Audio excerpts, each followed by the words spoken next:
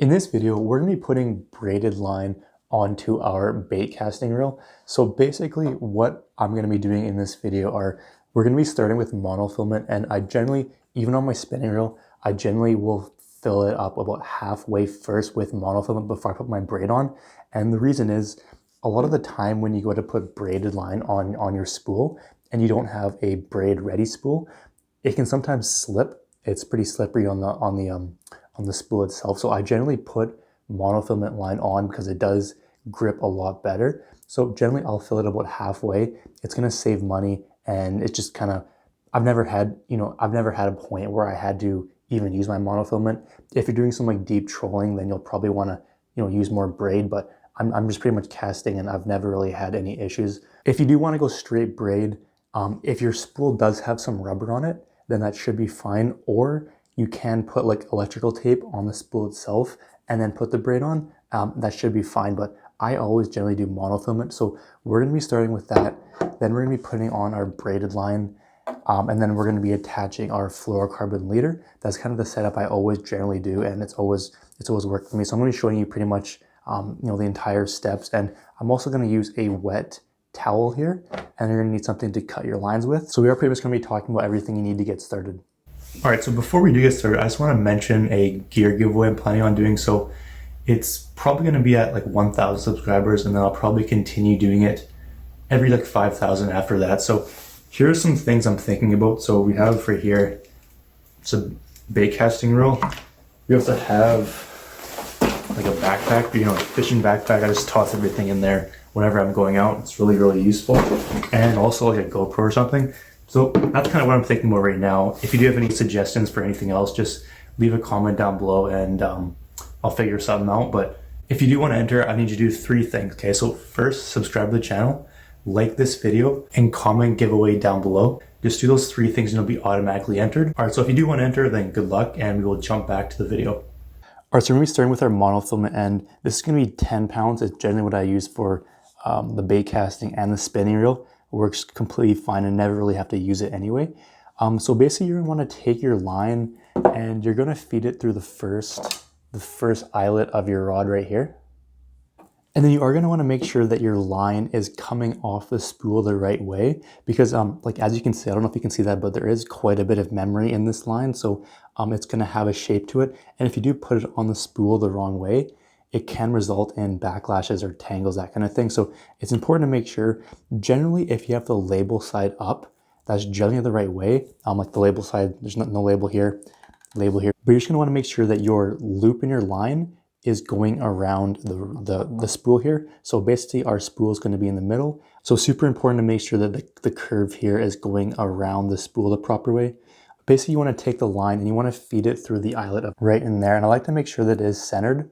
So have it in the center. All right, so we're gonna feed it through, and we can just bring it through, give us a little bit of tag end here to work with. And it's always a good idea before you put line on to make sure you clean and oil your reel. So I do have a video down below. I'll link that up. It just shows you how to quickly clean it. Always recommend to do it. It's just gonna perform and last a lot better. But pretty much once the line is through, then what we're gonna wanna do is we're gonna wanna take the spool out. It's gonna be a lot easier. So all you really gotta do, you gotta open your rod however it opens, and we're gonna take out our spool. And what you wanna do is you wanna take your tag end and you wanna feed it out the side plate that you just took your spool off, right? It's gonna be kind of a problem if you just try to wrap it on without doing that. But basically you wanna hold your spool up, make sure that it's pointing the right way. So we came out this way, so we wanna hold it. And all we have to do now is we have to tie our line to the spool. Now the knot isn't really a huge deal because you should never really be in a position when this is the only thing holding your line on. I've never had a problem, or I've never had a time where I've let out that much line. Never really even come close, but you always want to make sure that you do the best job you can. So pretty much you can do like a double overhand knot. You can do the Arbor Knot, which is what I'm going to do in this video here. I do have a video down below. It'll show you way more in depth on how to tie the Arbor Knot. I do use a rope in that video, whereas like this, you can't really see it, so it's going to be hard for you to see. So I use rope in that video. It's going to be way easier for you to see, but I'm going to be using the Arbor Knot. But basically all you want to do is you want to take your line and we're going to wrap it. I like wrapping it twice around. And then I'm going to be tying the arbor knot. All right, and you do want to make sure that knot is cinched down as tight as possible. It doesn't have to be like, incredibly tight, but just make sure that whenever you try to move it, it's on there pretty good. Then you just want to clip off your tag end. All right, and now we can basically feed our spool back in. So you want to pull your line out as you go, and then you can simply put your spool in.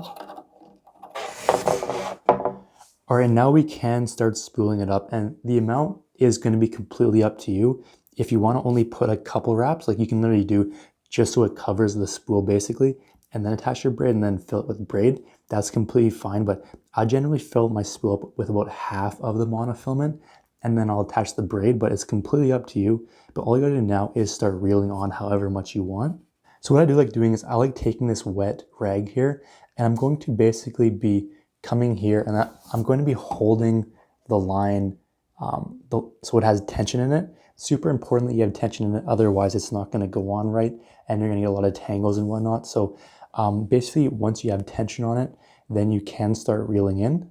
And again, make sure your line is coming off the right way, so label up. And then I'm going to start reeling. And then once you do have enough line on, you simply can just cut it. And then we can attach our braided line, and we're going to be doing it directly. I'm going to be using the Double Uni Knot. So again, I do a video down below. It'll be way easier for you to see with a thicker rope. So go check that out if you do want to learn how to tie the Double Uni Knot. But again, you want to make sure that your line is coming off the spool the right way. So label up is generally the right way. But again, the curl should go around the spool the right way. Super important. And then once they're connected, we'll have this nice small knot here. And the next step is to put on our braid. So we can basically fill up the rest of the spool with our braided line. So I generally like to fill it up. So there's like a fairly small gap between the line and the spool. Somewhere around like 1/8 to 1/16 of an inch is generally where you want it to be. If it's not filled up enough, you're not gonna be able to cast as far. And if it's filled up too much, then you're gonna get a lot of tangles and backlashes, that kind of thing. So it's super important that you put on the right amount. And again, 1/8 to 1/16 of an inch between the line and the spool. So we are going to do this exact same thing with the towel, and it is important to do with the braid, because if you try to hold tension with your hands like this, it's the braid can cut your hand. So that's kind of why I do like using the cloth. And again, make sure that your line is coming off the right way. So label up, and then we can just start spooling it up, just like we did before. And once you have your line spooled up, all you gotta do is cut it off. And you want just a small gap like that between the line and the spool. And then the final step is to connect our Fluorocarbon Leader.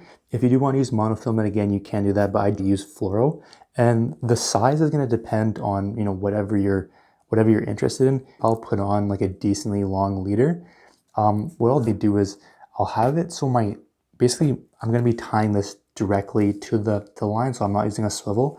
We're just doing it directly, and pretty much the knot where the braid goes to the fluorocarbon, I generally want the knot to be like between like about here and between here. So I basically don't want that.